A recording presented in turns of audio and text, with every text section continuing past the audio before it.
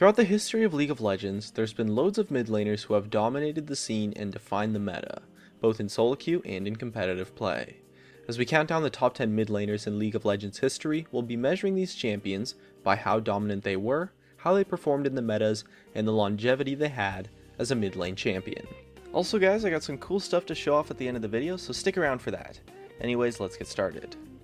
Number 10 is Yasuo. After the first patch after his release where he received a buff and a huge number of quality of life updates, Yasuo had become a clear frontrunner as a mid lane champion. He was extremely dominant for a good part of Season 4, and Yasuo knockup comps based around using his ultimate with champions like Wukong, Vi, and Malphite became highly contested and the most popular option for quite some time.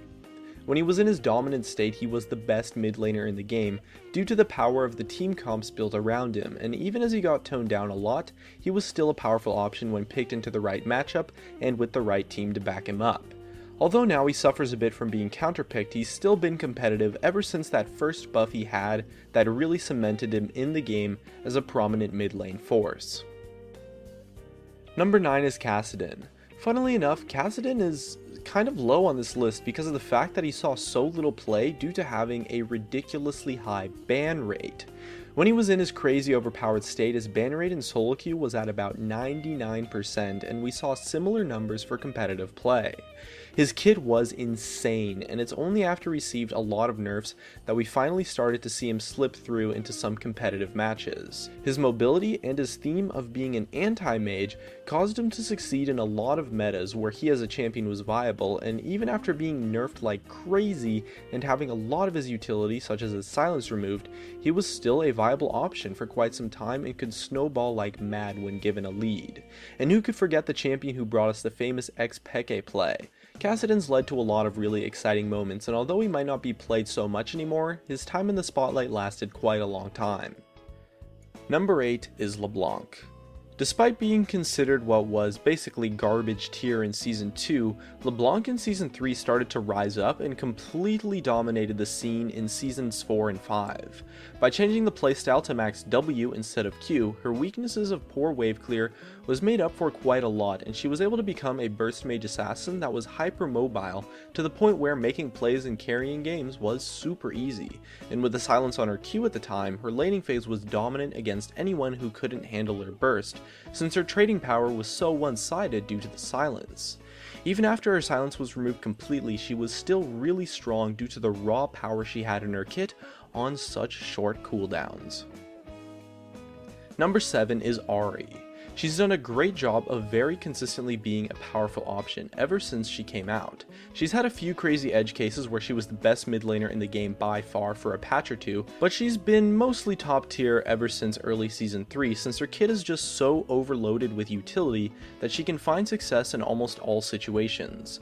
And when she was strong, she completely wrecked the meta and was ridiculously popular.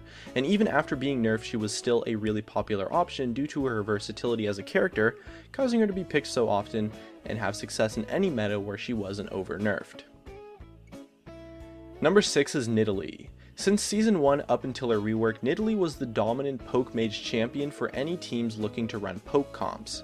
Her high range spear on a super short cooldown with a ridiculous hitbox and ridiculous damage allowed her to be a fantastic siege champion, and her cat form allowed her to follow up on engages, which most poke mages had a much harder time doing. So with that, she brought a slightly more versatile and dynamic style of play. Poke comps have been a popular option since Season 1, and up until her rework, Nidalee was consistently a key factor in them. She was occasionally played as a top lane option, but she was predominantly a mid laner and saw a ton of play and was a really powerful champion to face that dominated the poke meta since her damage was totally ridiculous and the heal was very impactful when sieging objectives. Number 5 is Gragas. He shined in the mid lane through massive burst damage in his kit and short cooldowns, causing him to have not only amazing poke, but also the damage for burst combos when needed. His short cooldowns made him super powerful in fights, and his crowd control made his pick potential and utility quite insane.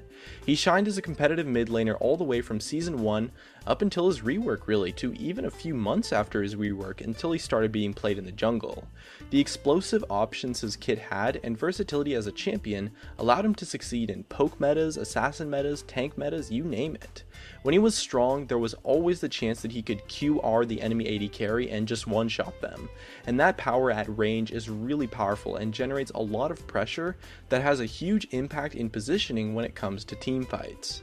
He brought terror down on any squishy targets, and the massive AoE damage he brought was just insane. Number 4 is Karthus. Although his dominance only lasted for around 2 seasons or so, unlike the 4 or 5 of most of the champions on this list, he still gets played every now and then nowadays, and Karthus' reign in Season 2 and Season 3 was absolutely monstrous. It was at a time when global abilities were super overpowered and completely dominated the meta, and Karthus' ability to play as a frontline initiator with his passive was incredibly unique and made him the most contested pick in quite a lot of tournaments, since so many teams had prominent Karthus players. Reginald from TSM especially saw incredible success on Karthus, as the champion really allowed shot-calling mid laners to carry teamfights like mad by being an initiator, and the AoE damage Karthus brought to a fight was super reliable, since most of it happened during his passive anyways, that you were going to get the Karthus combos off in a fight every single time, since it's impossible to stop him when he's in his passive, that a massive AoE ultimate and frontline presence would allow the AD carries on your team to clean up the fight really easily, and so allowed Karthus team comps to completely dominate the meta. Number 3 is Zed. Ever since his release really, Zed has been a contested mid laner in every single region and an incredibly popular pick for solo queue too. He pioneered the assassin meta that took place in Season 3 and really developed the powerful style of jumping in, assassinating a target, and then jumping out for a free kill. His high range poke allowed him to have a dominant laning phase as well, and he became the premier split push champion for a long time and was super contested as a pick for split push compositions, or really just any comps looking for an assassin. He remained powerful in the meta from his release up until today, since he's a super fun champion to play and has pretty much always been a really strong pick up until arguably recently. His assassin style allowed him to counter most poke mages and do a really nice job of forcing fights and picking off fed carries. And to top it all off, his mobility and power made him a consistently dominant champion played throughout a lot of metas that took place over the years. Number 2 is Twisted Fate. From beta all the way to today, with the exception of a small dip in Season 4 maybe, Twisted Fate has been a highly dominant mid lane champion due to his ability to pressure the map and punish weak lanes so effectively. And when he was on top, there was no champion who dominated the mid lane as hard as Twisted Fate did, which happened around the time of Season 3. Notably, he was 100% pick banned across an entire season of OGN, and with his skill set was always a dominant option for solo queue. The utility his pick a card brings, comboed with his wave clear, allowed him to succeed in poke comps and perform well in teamfights. With the right build, he could pull off some massive burst damage to one-shot opponents, and he snowballed the map like no other champion in the game. The map presence Twisted Fate brings to a team is honestly insane, and he can carry all the lanes in any game by pushing a lane and just roaming constantly. Having a high damage targeted stun opens up quite a few options and makes it super hard to outplay him as well, so he has a very reliable kit to work with. It's difficult to lose the early game at all with an experienced Twisted Fate player on your team because they can carry every lane so hard. He might not be as versatile or as dynamic as some of the other champions on this list, but his strength and his reliability more than make up for it. And number 1 is Orianna. She might not have been as powerful for as long as some of the other picks on this list, but she definitely had her moment of being the best mid laner in the game around towards the end of Season 2, and throughout the years she's really clinched the spot of being the most consistent and versatile mid lane champion. In Season 2 she was a total monster, but she's been played in pretty much every meta from the start of Season 2 all the way until today. No dips or bumps where she fell out of the meta here and there like most of the other champions on this list. Her dynamic kit stems from the utility she provides with awesome crowd control to combo for initiations, and her defensive options to make her powerful at kiting and in teamfights. Her damage is solid and reliable, and the Orianna ball composition is something that's been popular since Season 2 and has been a powerful option for team comps ever since. Comboing her ultimate with someone who has a gap closer is an insanely powerful initiation that instantly wins a teamfight when pulled off on the right target.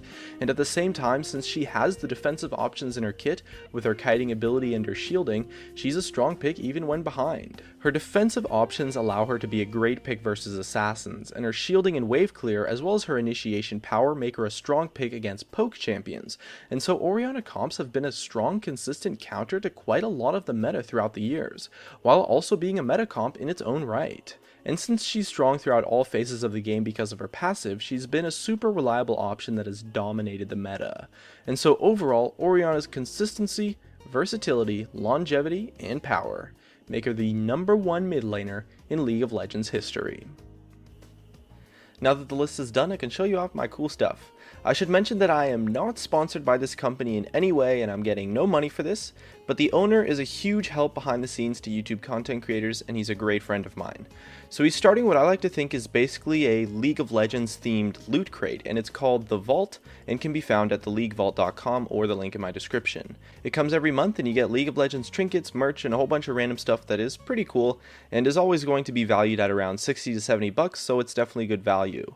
I got mine last month and I had some kick-ass Leona keychains that I've been wearing as a necklace nonstop ever since I got them. I am in love with these. And it's League of Legends only, so it's never going to be random stuff you haven't heard about, and it's super fun to open because it's like you never know what you're going to get. So it's perfect for like a gift